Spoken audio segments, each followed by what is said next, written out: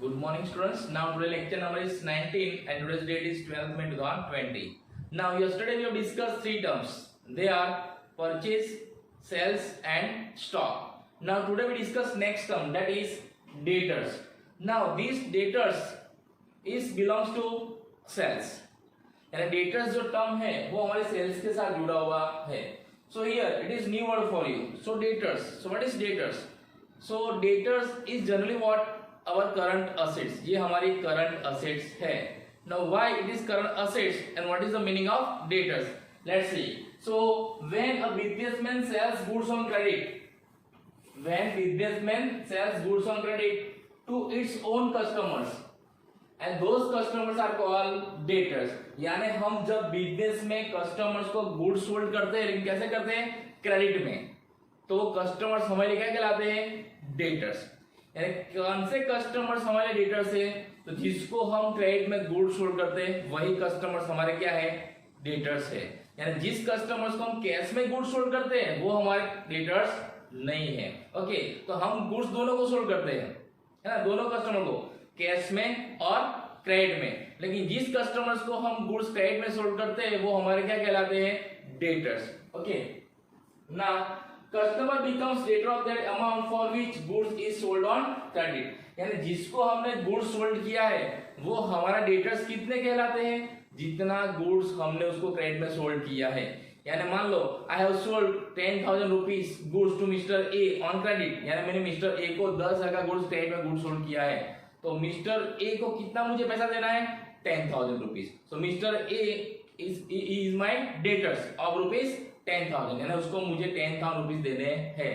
क्यों देने हैं? क्योंकि मैंने उसको क्रेडिट में गुड्स सोल्ड किया है.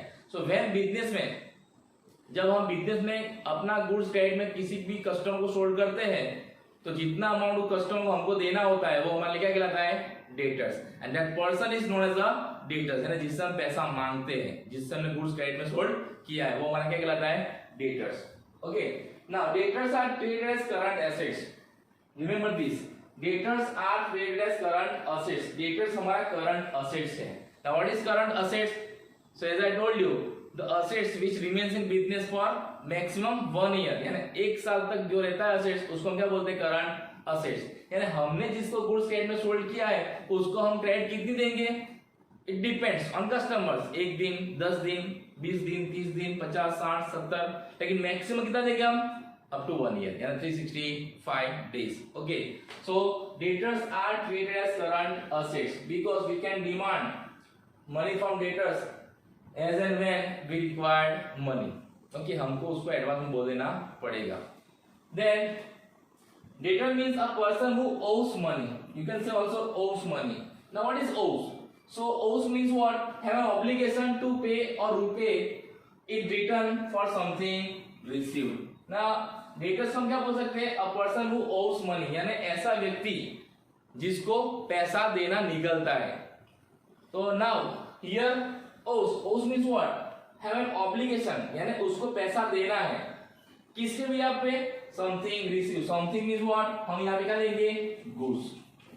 Goods received.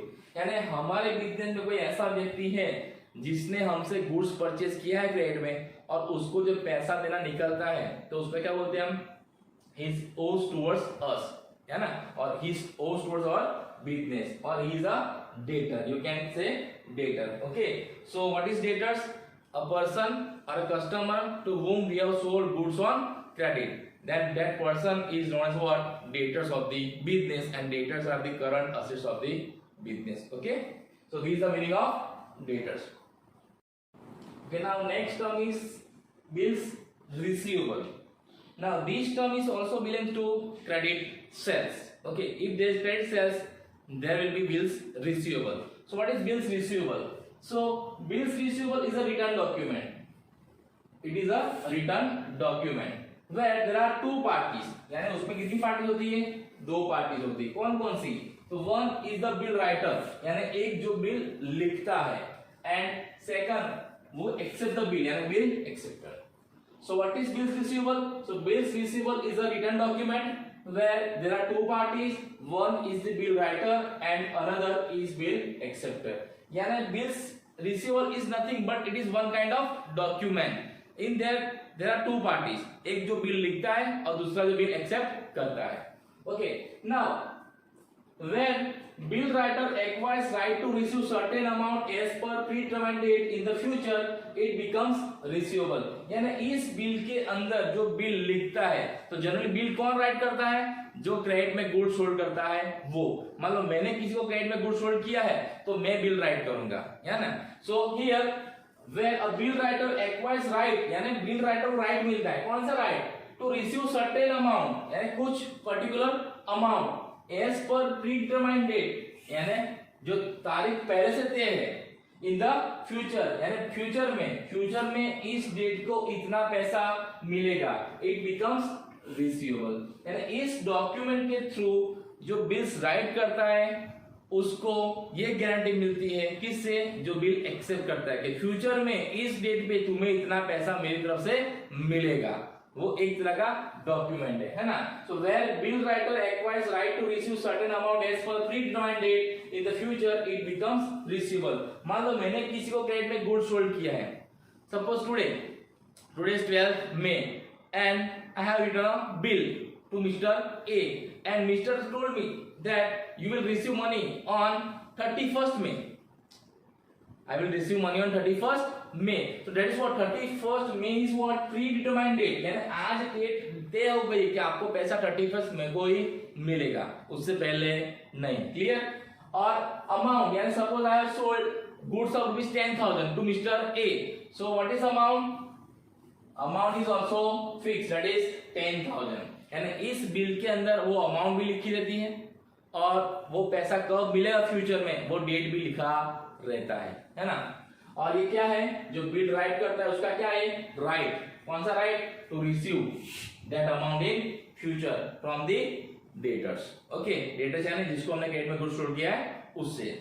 Now bill is a bill receiver for the bill writer, यानी जो बिल लिखता है, उसको क्या बोलते हैं? Bill writer. उसके लिए क्या है? बिल्स रिसीवेबल है.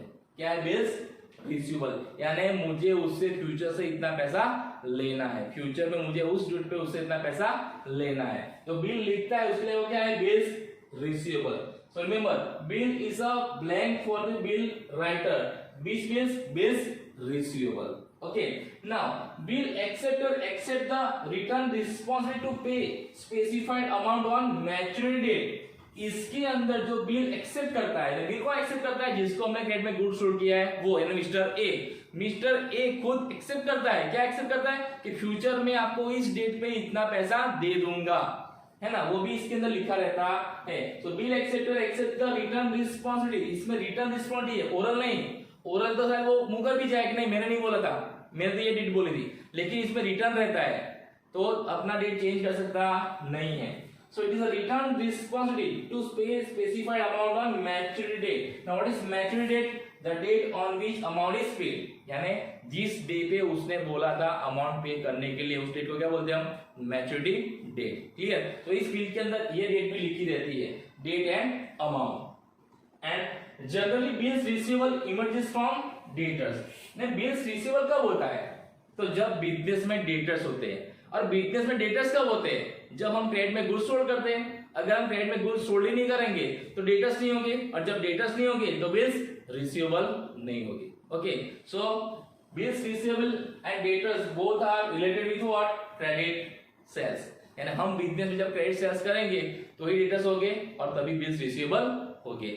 अब डेटर्स एंड बिल्स रिसीवेबल, उसमें डिफरेंस क्या है? डेटर्स यानी मान लो मिस्टर ए, उसको मैंने 10,000 गुड्स सोल्ड किया है, लेकिन उसने मुझे कुछ बोला नहीं है और उसने कोई बिल एक्सेप्ट नहीं किया है और ना मैंने उसको बिल्कुल रिटर्न में दिया है, तो वो भी मेरा कस्टमर है ना. बट मिस्टर बी, उसको भी मैंने 10,000 गुड्स सोल्ड किया है, लेकिन उसको मैंने बिल राइट करके दिया है और उसने भी वो बिल एक्सेप्ट किया है कि इस डेट पे मैं आपको पैसा दे दूंगा. तो जो डॉक्यूमेंट हम राइट करते हैं, कौन? सेलर. किसको? परचेसर को और डेटर्स को. और जब डेटर्स एक्सेप्ट करके रिटर्न करता है किसको? सेलर को. तो क्या कहलाता है? Bills receivable. For writer it is bills receivable and for acceptor it is bills payable. यानी जो बिल लिखता है उसके लिए क्या? वो बिल्स रिसीवेबल. और बिल लिखता कौन है? सेलर. और एक्सेप्ट कौन करता है? डेटर्स. उसके लिए क्या है? ये bills payable. Okay, so when this bills receivable, when we are doing transaction on credit. अब हमने पहले भी देख लिया है कि there are two types of transaction, cash transaction and credit transaction, and in business generally 90% transactions are credit, है ना. जनरली बिजनेस में क्या होता है, 90% transaction are on credit. It depends on business, what kind of business you are doing. Okay, so this meaning of bills receivable, and it is also current assets of the business. Bills receivable is also current assets of the business, क्योंकि हम उससे customer से पैसा कभी भी मांग सकते हैं और इसके अंदर कस्टमर को मैच्योरिटी पे पैसा देना ही पड़ता है कैसे भी करके. क्यों? उसने रिटर्न में दिया है. अगर वो नहीं देता है उस टाइम पे तो उसके खिलाफ हम कोर्ट में केस भी कर सकते हैं. So it is very important and we have to take care of this. Okay, so bills receivable, this is the meaning of bills receivable. Okay, now next term, that is receivable. Now what is receivable? So any amount to be received by businessman in the future from any person or persons is known as receivable. अगर हम business करते हैं और business के अंदर businessman को यानी हमको किसी पर्सन या किसी पर्सन से पैसा निकलता है, लेना, किसी पर्सन से पैसा लेना निकलता है, तो वो सब हमारे लिए क्या है, रिसीवेबल्स है. यानी बिजनेस में हम जब किसी पैसा मांगते हैं ना because of any reason, so that is what receivables for the business and it is what assets of the business. Now debtors and bills receivable are included in receivable. So debtors and bills receivable are the part of receivables, क्योंकि हम debtors से भी पैसा मांगते हैं और bills receivable भी पैसा मांगते हैं, है ना. So it is what receivable for the business. Then in other receivable commission outstanding, rent for outstanding, prepaid expense as a star included. यानी हमारी कोई इनकम आउटस्टैंडिंग है, यानी आउटस्टैंडिंग यानी क्या, हमारी इनकम हो गई है लेकिन हमको भी वो इनकम मिली नहीं है, तो उसको क्या बोलते हैं हम अकाउंट्स में, आउटस्टैंडिंग इनकम. आउटस्टैंडिंग इनकम तो वो भी हमारे लिए क्या है, रिसीवेबल्स है, क्योंकि हम उससे पैसा मांगते हैं, है ना. And loans and advances are also included in it. loans and advances यानी मान लो बिजनेस में हमने किसी को लोन दिया है या किसी को एडवांस पे किया है ना, तो वो भी क्या है, हमारा रिसीवेबल्स है, क्योंकि हम उनसे पैसा मांगते हैं. अब बिजनेस में लोन किसको देगा, सो बिजनेस में लोन किसको देगा, अपने एम्प्लॉइज को दे सकता है ना. अपने एम्प्लॉइज को लोन देगा तो अपने एम्प्लॉइज को पैसा मांगता है, उसकी सैलरी से कट कर लेगा, तो वो उसमें क्या है, रिसीवेबल्स है. और एडवांस, तो समटाइम वी पे एडवांस मनी फॉर प्रोडक्ट और फॉर सम सर्विसेज और फॉर रॉ मटेरियल्स, है ना. हम कभी कभी एडवांस भी पैसा कर देते हैं, तो एडवांस में पेमेंट किया है वो भी हमारे क्या है, रिसीवेबल्स है. क्यों रिसीवेबल्स है, अगर वो सर्विस वो प्रोडक्ट है ना हम लेते नहीं है उनसे तो उनसे पैसा वापस मांग सकते हैं. So it is what advances which is what receivable for the business. In short आप ऐसा बोल सकते हो बिजनेस के अंदर आप जब भी किसी से पैसा मांगते हो तो that is what receivable for the business. फिर वो क्रेडिट में गुड्स सोल्ड किया हो, वो प्रीपेड एक्सपेंस हो, कि आउटस्टैंडिंग इनकम हो, या किसी को लोन दिया हो, या किसी को एडवांस में पेमेंट किया हो. Okay, here one word is prepaid expense. तो प्रीपेड एक्सपेंस भी what, sometime in business we paid expense in advance, that is what prepaid expense. यानी हमने अगले साल का पैसा अभी से दे दिया है या अगले मंथ का पैसा भी अभी दे दिया है, that is what prepaid expense for the business. यानी वो एक्सपेंस ड्यू नहीं हुआ है फिर भी हमने एडवांस में दे दिया है, तो उसको क्या बोलते हैं, prepaid expense. So prepaid expense is also what receivable for the business. Okay, so these are the example of receivable or prepaid expenses or outstanding incomes. Okay, so this is the meaning of what, receivable. So today we have seen what meaning of debtors, bills receivable and receivable, and all these three are related with what, credit sales. अगर business में credit sales होगा तो ये क्या होगा, debtors होगा और bills receivable होगा. Okay, so this is the meaning of receivable. So this is the example of what, receivables. हमारे बिजनेस में इतनी तरह की रिसीवेबल्स हो सकती है. There are 4 types of receivables. First one that is debtors. Now we have seen what are debtors, a person to whom we have sold goods on credit, उसको हम क्या बोलते हैं बिजनेस में, डेटर्स, यानी जिसको हमने क्रेडिट में गुड्स सोल्ड किया है. बिल्स रिसीवेबल, बिल्स रिसीवेबल क्या है, जिसको हमने क्रेडिट में गुड्स सोल्ड किया है उसको हमने एक बिल लिखा है और उसने वो बिल क्या किया है, एक्सेप्ट किया है, और क्या बोला इसके अंदर, इन फ्यूचर में वो हमें इतना पैसा इस डेट पे दे देगा, तो उसको हम क्या बोलते हैं, बिल्स रिसीवेबल। तो bills receivable is image from what, debtors. Then outstanding incomes, outstanding income यानी हमारी जो इनकम हो चुकी है, हमारी इनकम जो ड्यू है वो हमको अभी तक मिली नहीं है, वो क्या है, outstanding incomes. And prepaid expense, prepaid expense यानी क्या, जो ऐसे एक्सपेंसेस जो हमने क्या किए, एडवांस में पे कर दिए, है ना। अगर वो फैसिलिटीज हम नहीं लेते उनसे और वो सर्विस अगर हम उनसे नहीं लेते तो हम पैसा वापस मांग सकते हैं, है ना।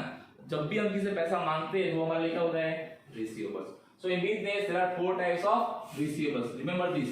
You have to also draw this chart in your notebooks.